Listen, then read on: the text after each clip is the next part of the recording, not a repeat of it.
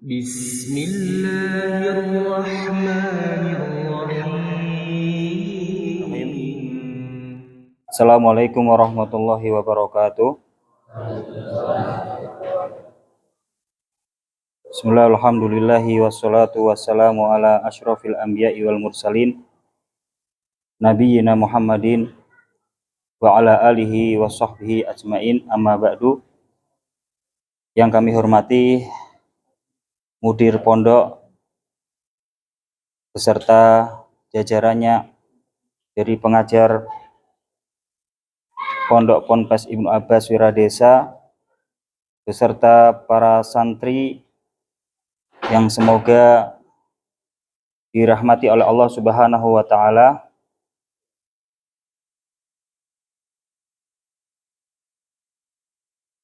Kita akan melanjutkan pembacaan kitab Ma'alim fi Thariqi Thalabil Ilmi.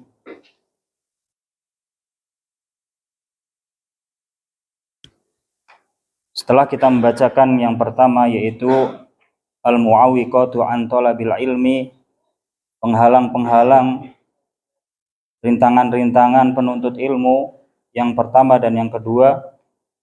Sekarang kita memasuki Al-Mu'awwiqu al-Thalis. Yang pertama, kemarin kita membacakan Al-Mu'awwiqul awwal, yaitu fasadun niyah, yaitu rusaknya niat. Oleh karenanya wajib bagi para penuntut ilmu memperhatikan tatkala mereka akan menuntut ilmu, wajib bagi mereka untuk memperbaiki niat mereka agar perjalanan menuntut ilmu itu diniatkan karena Allah Subhanahu wa taala. Adapun al-mu'awwiqus tsani, yang kedua adalah hubbus syuhrah wa hubbut tasaddur, yaitu senang akan ketenaran, cinta akan menjadi orang yang terdepan. Namun konotasinya adalah negatif, ya. Jadi harapannya dari penuntut ilmu, mereka tatkala mereka menuntut ilmu itu memperbaiki niat agar ikhlas menuntut ilmu itu karena Allah Subhanahu wa taala, bukan karena ingin dikenal manusia. Oleh karenanya kemarin kita membahas tentang perkataan para ulama salafus soleh, yang mana mereka orang yang paling jauh keinginan mereka untuk dikenal. Kemudian yang ketiga, al-mu'awwiqus tsalis, penghalang yang ketiga adalah at-tafritu fi halaqatil ilmi, lalai atau malas untuk hadir dalam majelis ilmu, halaqah ilmu. Asy-Syaikh Abdul Aziz As-Sadhan hafizahullahu taala, beliau mengatakan, kana salafuna yaquluna al-ilmu yu'ta wa la ya'ti. Salafus soleh kita dahulu, mereka mengatakan al-ilmu yu'ta wa la ya'ti. Ilmu itu didatangi, bukan ilmu yang mendatangi. Diriwayatkan bahwasanya perkataan ini datang dari Al-Imam Malik. Tatkala Al-Imam Malik diminta oleh Harun ar-Rasyid untuk memberikan pelajaran kepada anak-anak Harun ar-Rasyid, untuk membacakan hadis-hadis yang ada di dalam Al-Muwatta kepada anak-anak mereka, agar Imam Malik berkunjung ke rumah Harun ar-Rasyid. Maka apa yang dikatakan oleh Al-Imam Malik? Al-Imam Malik mengatakan dengan tegas, al-ilmu yu'ta wa la ya'ti. Ilmu itu didatangi, bukan ilmu yang mendatangi. Maka ucapan tegas dari Al-Imam Malik ini dijawab oleh Harun ar-Rasyid dengan mengatakan, sodakta, engkau benar. Maka apa yang dilakukan oleh Harun ar-Rasyid setelah itu? Maka beliau mengatakan kepada anak-anaknya dengan mengatakan, ukhruju ilal masjid hatta tasma'u ma'an nas. Ukhruju ilal masjid hatta tasma'u ma'an nas. Pergilah kalian ke masjid hingga kalian mendengarkan pelajaran dari Imam Malik bersama orang-orang.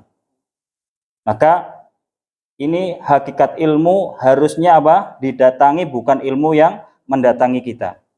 Namun seiring berkembangnya zaman, ya, Allah Ta'ala memberikan banyak fasilitas kepada kita di zaman ini berupa teknologi, yang mana ilmu itu menghampiri kita melalui broadcast dan lain sebagainya, pelajaran-pelajaran yang bermanfaat. Maka ini merupakan karunia dari Allah Subhanahu wa Ta'ala.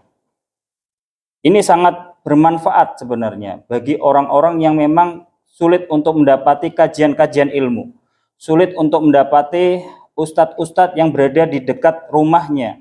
Maka ini sangat bermanfaat bagi mereka yang membutuhkan hal ini. Namun bagi kita yang mudah untuk menjangkau majelis-majelis ilmu, mudah untuk mendapati ustadz-ustadz yang mengajarkan tentang ilmu agama, maka hendaknya kita mendatangi majelis ilmu. Hendaknya kita mendatangi majelis ilmu, bukan berharap ilmu mendatangi kita. Jamaah kaum muslimin rahimani Allahu wa iyyakum, santri-santriku yang dirahmati oleh Allah Subhanahu wa Ta'ala, karena di dalam majelis ilmu di sana ada ketenangan. Karena di sana akan diliputi rahmah. Di sana akan dikelilingi para malaikat. Sebagaimana hadis yang telah sering kita dengar dari Abu Hurairah radhiyallahu taala anhu, Rasul sallallahu alaihi wasallam bersabda, "Wa majtama'a qaumun fi baitin min buyutillahi." Tidaklah suatu kaum berkumpul di satu rumah dari rumah-rumah Allah Subhanahu wa taala, yatluna kitaballahi, mereka membaca kitab Allah, wa yatadarasunahu bainahum, dan mereka saling mengajarkan satu dengan yang lainnya, illa nazalat alaihimus sakinah, apa yang didapatkan dari majelis ilmu yang dibacakan Al-Quran, yang dibacakan hadis-hadis Nabi SAW, yang pertama, illa nazalat alaihimus sakinah, kecuali akan turun kepada mereka sakinah, ketenangan, pertama. Kemudian yang kedua, wa khosyiyathumur rahmah, akan dinaungi rahmat, wa haffathumul malaikah, dan akan dikelilingi para malaikat, wa dzakarahumullahu fiman indahu, yang keempat adalah Allah akan menyebut-nyebut mereka di sisi makhluk yang dimuliakan di sisi Allah Subhanahu wa Ta'ala. Ini adalah 4 keutamaan tatkala kita berkunjung atau menghadiri majelis ilmu yang tidak didapatkan orang yang belajar melalui WhatsApp ataukah internet. Penjelasan yang pertama, bahwasanya seseorang yang hadir di majelis ilmu, mereka akan mendapatkan ketenangan sebagaimana disebutkan oleh Al-Bara bin Azib radhiyallahu taala anhu, beliau mengatakan, bainama rajulun min ashabin Nabi sallallahu alaihi wasallam, ya, ada seorang laki-laki dari kalangan para sahabat Rasul sallallahu alaihi wasallam, yaqra'u, membaca Al-Qur'an. Maka di dalam riwayat lain sedang membaca surat Al-Kahfi. Wa farasun lahu marbutun, dan di sisinya terdapat seekor kuda yang diikat, ya, yang diikat. Wa farasun lahu marbutun fid dari, yang diikat di rumah. Faja'ala yanfiru, lantas kuda tersebut lari. Fa kharajar rajulu fanadhara falam yara syai'an, pria tersebut lantas keluar dan melihat-lihat, ternyata ia tidak melihat apapun. Wa ja'ala yanfiru, kuda tadi ternyata memang pergi lari. Falamma asbaha dzakara dzalika lin-nabi sallallahu alaihi wasallam faqala tilkas sakinah tanazzalat bil Qur'an. Ketika datang pada pagi hari, peristiwa tadi diceritakan kepada Nabi sallallahu alaihi wasallam, lalu Rasul sallallahu alaihi wasallam mengatakan tilkas sakinah tanazzalat bil Qur'an. Rasul sallallahu alaihi wasallam bersabda, ketenangan itu datang karena Al-Qur'an. Imam Nawawi rahimahullahu taala mengatakan, inilah keutamaan Al-Qur'an. Di mana Al-Qur'an sebab turunnya rahmat dan hadirnya malaikat. Maka hadis ini mengandung pelajaran tentang keutamaan mendengar Al-Qur'an. Lalu mengapa kuda ini lari? Dijelaskan dalam penjelasan yang lainnya bahwasanya kuda ini lari karena melihat kehadiran malaikat. Malaikat ketika ada majelis-majelis ilmu, majelis yang dibacakan Al-Quran dan Sunnah, maka mereka akan menghadiri majelis tersebut. Adanya kedatangan malaikat tersebut, maka ini menjadi sebab kuda-kuda itu menjadi lari.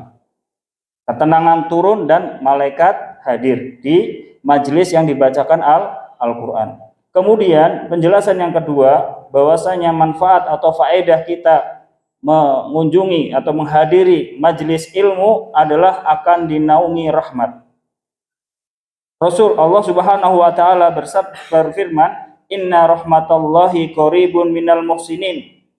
Allah taala berfirman dalam surat Al-A'raf, sesungguhnya rahmat Allah amat dekat kepada orang-orang yang berbuat baik. Rasul sallallahu alaihi wasallam,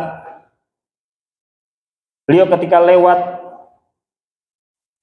di depan majelis ilmu,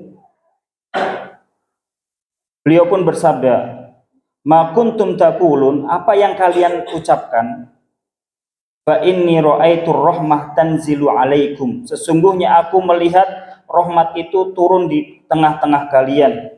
Fa ahbabtu an usyarikakum fiha, dan aku suka sekali bergabung dalam majelis seperti itu.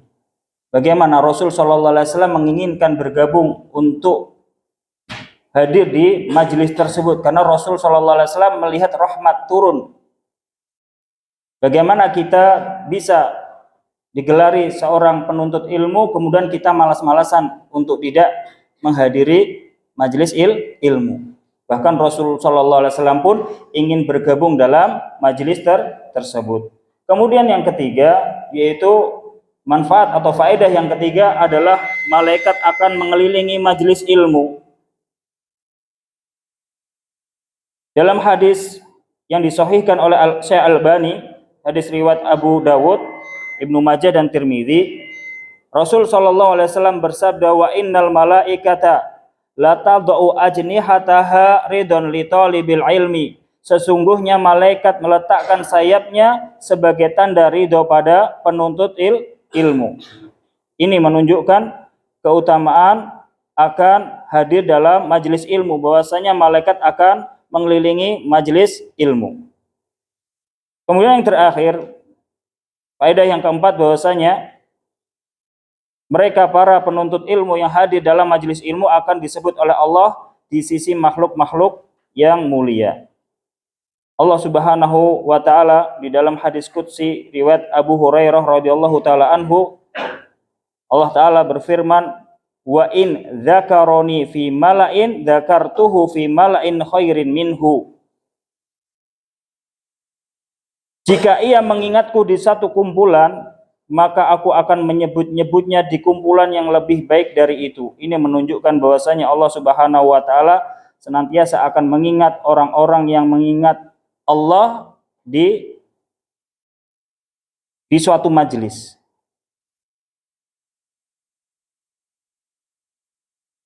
Inilah empat keutamaan faedah seseorang hadir di dalam majelis ilmu. Maka diharapkan dari seorang penuntut ilmu jangan malas untuk menghadiri majelis ilmu.